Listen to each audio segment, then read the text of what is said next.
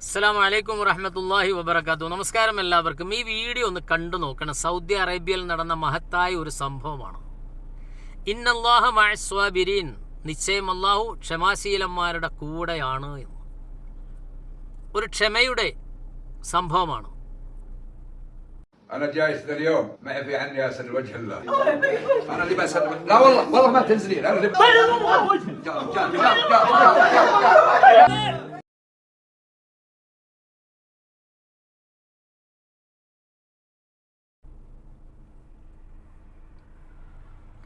Saudi അറേബ്യയിലെ Asir എന്ന പ്രവിശ്യയിലെ യഹിയ ബിൻ നഖാനിസിൻ ബിശ്രി എന്ന് പറയുന്ന വയോധികനായ സൗദി പൗരൻ, ഇദ്ദേഹം മറ്റൊരു സൗദി പൗരന്റെ വീട്ടിലേക്ക് വണ്ടി ഓടിച്ചു വന്ന് കോളിംഗ് ബിൽ അമർത്തിയതിന് ശേഷം ഡോറ് തുറന്നപ്പോൾ എനിക്ക് കുടിക്കാൻ കുറച്ച് കഹുവ വേണമെന്ന് ആവശ്യപ്പെടുകയായിരുന്നു.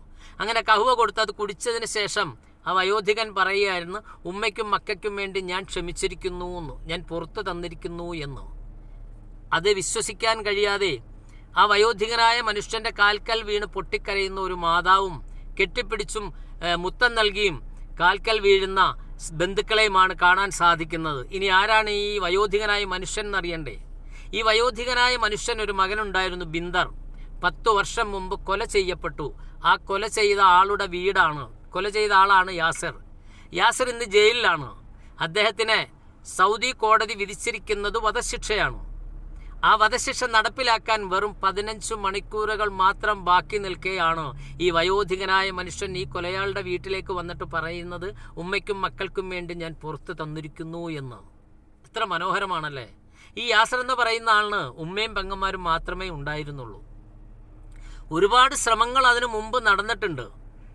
തൻ്റെ മകനെ വധശിക്ഷയിൽ നിന്ന് ഒഴിവാക്കാൻ വേണ്ടി ഭൂമി വാഗ്ദാനം ചെയ്തു, വണ്ടി വാഗ്ദാനം ചെയ്തു, എല്ലാം ചെയ്തു, പണം നൽകാമെന്ന് പറഞ്ഞു.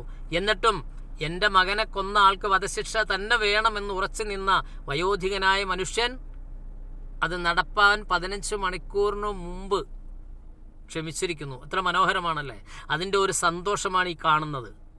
ഈ ഗോത്രക്കാര് കൂട്ടത്തോടെ വന്നിട്ട് വെള്ളക്കൊടിയുമായി വന്ന് ഈ വയോധികന്റെ വീടിന് മുമ്പിൽ വന്നിട്ട് ഏറ്റവും പുതിയ ലാൻഡ് ക്രൂസറുമായി വന്നിട്ട് പറയുകയാണ്, ഇത് അങ്ങക്കുള്ളതാണ്, ഇത് അങ്ങ് സ്വീകരിക്കണം എന്ന്. ആ ക്ഷമ അതിന് എത്രത്തോളം വിലയുണ്ടല്ലേ! ഇതിൽ നിന്ന് നമുക്ക് പഠിക്കാനുള്ള മറ്റൊരു പാഠം കൂടിയുണ്ട്. നിയമങ്ങൾ നടപ്പിലാകുന്ന, ശിക്ഷ നടപ്പിലാകുന്ന ഏതൊരു രാജ്യത്തും ക്ഷമയുണ്ടാവും, സ്നേഹമുണ്ടാവും, കരുണയുണ്ടാവും, മാപ്പുമുണ്ടാവും, ഇല്ലേ? എന്നാൽ നിയമത്തിനൊരു വിലയും കൽപ്പിക്കാത്ത ഒരു രാജ്യത്തും നഷ്ടങ്ങളല്ലാതെ മറ്റൊന്നും ഉണ്ടാവത്തില്ല. വിലയിരുത്താം, ചിന്തിക്കാം.